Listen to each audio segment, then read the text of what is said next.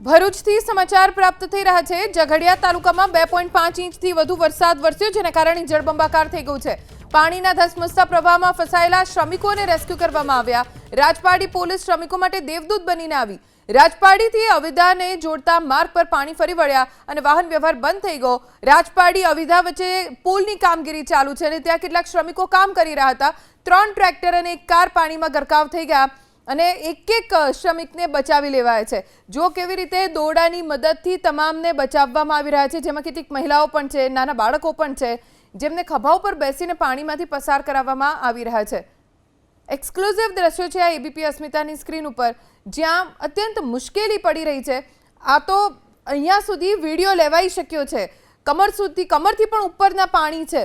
હજી અંદરના વિસ્તારો એવા કે જ્યાં ખૂબ જ પાણી ભરાયેલા હતા અને સાવ નાના નાના બાળકો કે જે પરેશાની ભોગવી રહ્યા હતા। શ્રમિકો અને તેમના પરિવારજનોને એક બાદ એક પોલીસે બચાવ્યા છે, સલામત સ્થળે તેમને ખસેડાયા છે।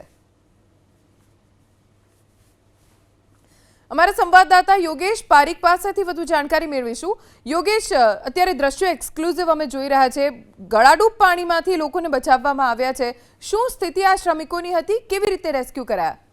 ઝઘડિયા તાલુકાનું જે પુંડવા ખાડી છે એની અંદર અચાનક જળસ્તર જે છે વધી ગયું હતું।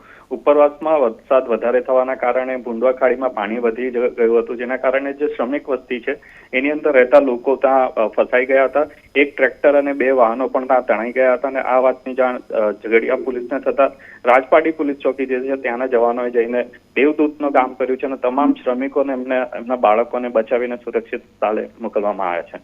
જી યોગેશ, આભાર જાણકારી આપવા માટે।